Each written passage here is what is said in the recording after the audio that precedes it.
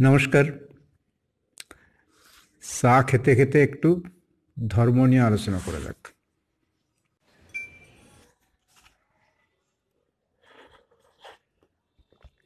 চাটা কিন্তু দারুণ বানিয়েছি, একেবারে নতুন ফর্মুলা। না, আমি মাঝে মাঝে এটা ব্যবহার করি। কাঁচা লঙ্কা, একটা লবঙ্গ, ব্যাস, আর গরম জল। সুন্দর চা। চা যেমন সুন্দর, আর আজকে আড্ডাটা হবে সুন্দর। চলুন। আল্লাহ, ঈশ্বর, গড, এরা আমাদের জীবন চালান। এরা না চাইলে আমরা কিছুই করতে পারি না।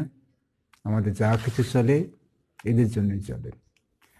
কিন্তু সেই ঈশ্বর, গড, খ্রিস্ট ধর্মের, তিনি নিজেকে বাঁচাতে পারেননি, সবাইকে বাঁচান। ও যে নিজের পেরেক পুঁতে তার মৃত্যুর যে ভয়াবহ কাহিনী, সেটাকে এড়াতে পারেননি। আমাদের শ্রীকৃষ্ণ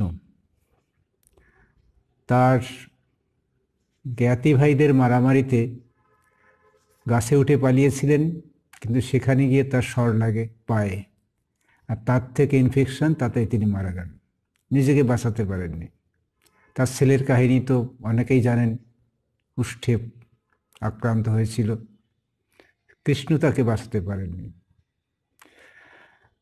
সাম্প্রতিক রাম মন্দির যে অযোধ্যায় লক্ষ লক্ষ প্রদীপ জ্বালানো, সারা ভারতবর্ষকে নাড়িয়ে দেওয়া রামের নামে, সেই রাম অযোধ্যায় কিন্তু বিজেপিকে বাঁচাতে পারেনি, নির্বাচনে হেরে গেল, অযোধ্যাই হারল, রাম কিন্তু বাঁচালেন না।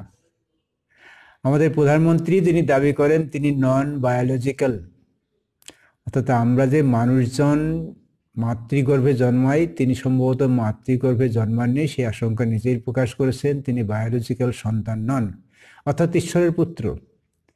তিনিও নির্বাচনে আগের বার যা ভোট পেয়েছিলেন তারপরে অর্ধেক পেয়েছেন। অর্থাৎ আমাদের ঈশ্বররা আমাদের বাঁচাতে পারে না, তাও আমরা তাদের কাছে যাই। হযরত মুহাম্মদ কি যন্ত্রণায় মারা গেছিলেন, গল্প শুনি। তিনি তার বংশধরদের বাঁচিয়েছেন। হাসান হোসেনকে নিয়ে এখনো হাহাকার করা হয়, সে হাহাকারের কোনো জবাব নেই। তিনি না চাইলে কিছুই হয় না। তিনি কি তার নাতিপুতি সন্তানদেরও বাঁচাতে পারেননি? তিনি চাননি যে তারা বেঁচে থাকুক?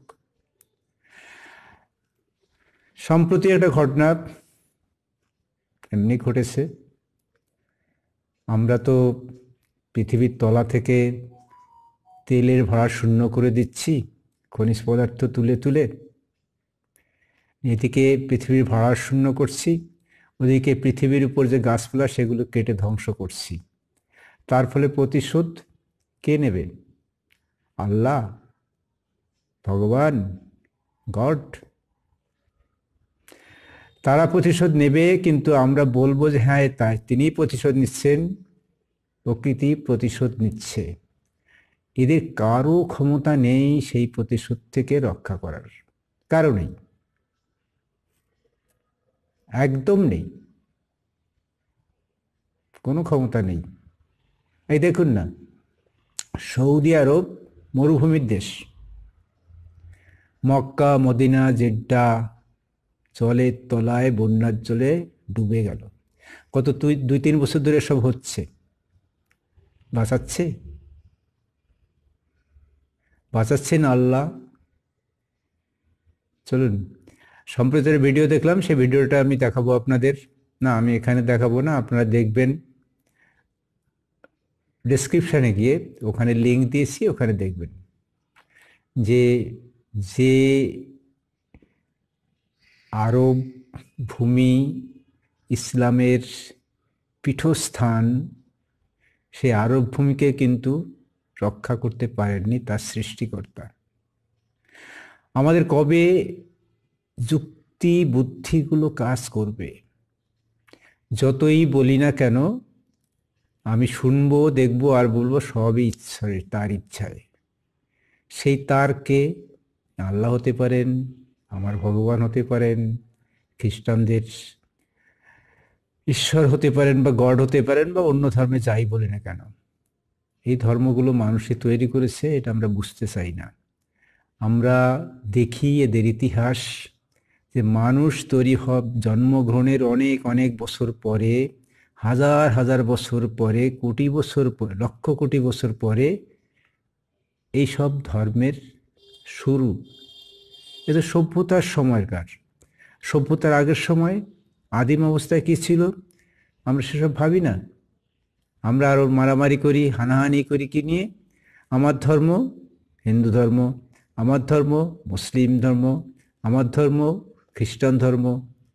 কিন্তু এই ধর্ম হওয়ার আগে আমি কি ছিলাম? আমি, আপনি, সে সবাই তো এক মায়ের সন্তানই ছিলাম। সেখান থেকে শাখা পোশাখায় পোশাখায় এখানে আসছি। সেই জায়গাটায় ধর্মের কোনো অবদান নেই। আজ ধর্ম এসে আপনাকে আমাকে তাকে লড়িয়ে দিচ্ছে, আমরা লড়ছি। এই সম্প্রতি বাংলাদেশে দেখুন কি হচ্ছে, ওখানে কাকে মারছে? আব্দুল করিম বিশ্বাস কাকে মারছে? অলোক বিশ্বাসকে মারছে। হয়তো খুঁজলে দেখবো এই বিশ্বাস ওই বিশ্বাস একটা সময় তারই পিতৃপুরুষ, খুঁজলে তাই পাওয়া যাবে। অথচ আমরা মারছি, ধরছি। আমরা এখন সবাইকে জোর করে ইসলামে পরিবর্তন করতে চাইছি, যে ইসলাম আমার এখানকার নয়। আমরা ধর্মে হানাহানি করছি। যাকে আড্ডা দিতে গিয়ে উল্টোপাল্টা বকে ফেললাম। বরং আমি যে কথা বলছিলাম, চলুন দেখি ডিসক্রিপশনে গিয়ে এই ভিডিওটা। মরুভূমিতে অবিশ্বাস্য কাণ্ড, মরুভূমিতে বন্যা। ভালো থাকুন সবাইকে নিয়ে, ধর্মকে নিয়ে নয়, নিজের জোরে নিজের মনে ভালোবেসে, মানুষকে ভালোবেসে।